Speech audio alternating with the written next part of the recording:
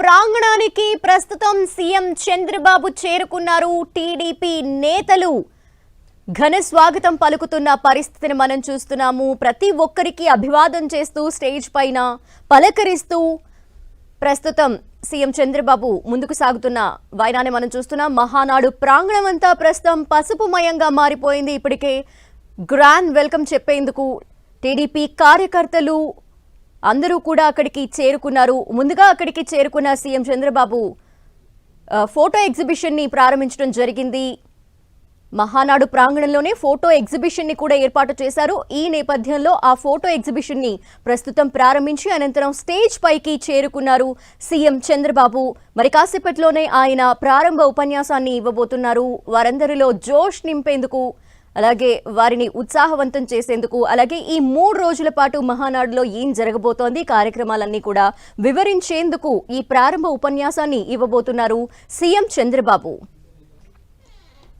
అధ్యక్షులు మనందరి ప్రియతమ నాయకుడు శ్రీ నందమూరి తారక రామారావు గారి విగ్రహానికి పుష్పాంజలి ఘటించాల్సిందిగా సగౌరవంగా ఆహ్వానిస్తున్నాం.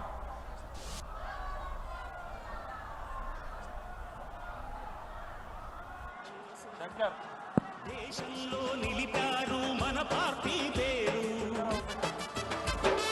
పార్టీకి అంకితమై పనిచేసే మీరు.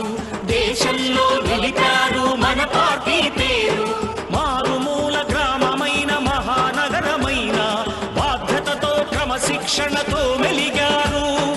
ఆశయాలు పండించే జీవనదులు మీ చంద్రబాబు గారి నాయకత్వం, చంద్రబాబు గారి నాయకత్వం, లోకేష్ బాబు గారి నాయకత్వం,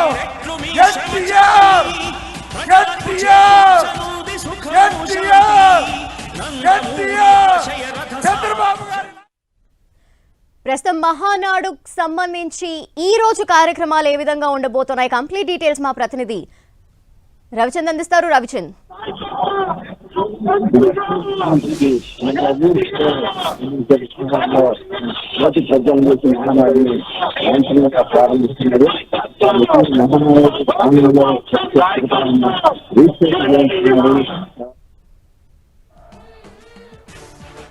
ప్రస్తుతం మనం చూస్తున్నాము జ్యోతి ప్రజ్వలన కార్యక్రమం జరుగుతోంది. మహానాడు కార్యక్రమంలో భాగంగా 3 రోజుల పాటు జరిగే ఈ మహానాడు టీడీపీకి ఒక ప్రత్యేకమైన కార్యక్రమం. అంతేకాకుండా ఎంతో ప్రతిష్టాత్మకంగా జరుపుకుంటారు ఈ కార్యక్రమాన్ని.